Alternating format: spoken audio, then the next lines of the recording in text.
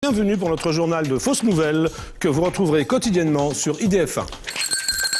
Première fausse nouvelle d'aujourd'hui, après la tempête Cynthia qui a ravagé les côtes de la France, le gouvernement vient de prendre une décision. Seules les maisons sous-marines seront autorisées sur les bords de mer. Le capitaine Nemo se déclare très satisfait.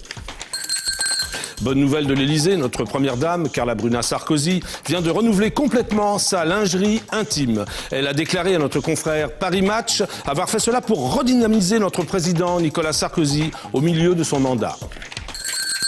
Bonne nouvelle pour l'économie française, le président russe Dimitri Medvedev, actuellement en voyage officiel à Paris, a acheté pour son épouse plusieurs parfums français. Voilà qui va relancer notre industrie.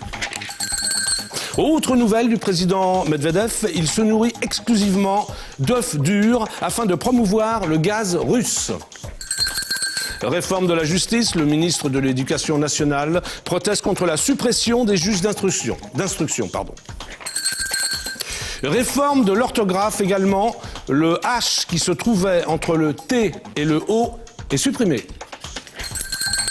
Grève au musée du Louvre, les cadres sont retenus en otage. Les amateurs de peinture s'inquiètent pour les œuvres qui sont donc posées à même le sol. Martine Aubry poursuit son enregistrement de son quadruple album Martine chante Sheila. Elle a décidé de prendre quelques jours de repos. Avant de partir, elle a envoyé un message aux électeurs du Parti socialiste. Écoutez. Demain, je pars.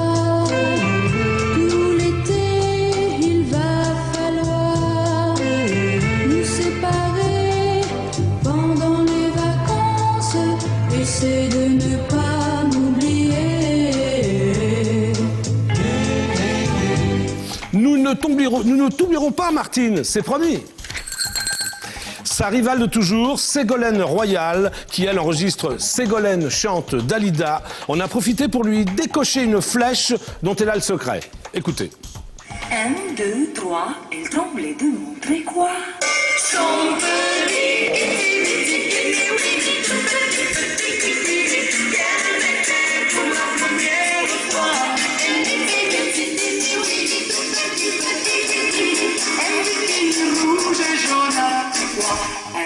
Pas très élégant de se moquer du bikini de Martine, mais enfin bon.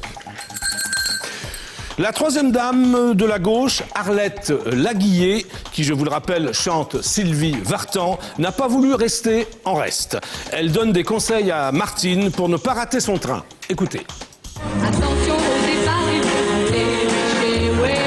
Venez danser tout seul, il est déjà trop tard, le train va démarrer, ouais. Venez danser tout seul. C'est très gentil, Arlette. Voilà, c'est tout pour aujourd'hui. À demain pour d'autres fausses nouvelles.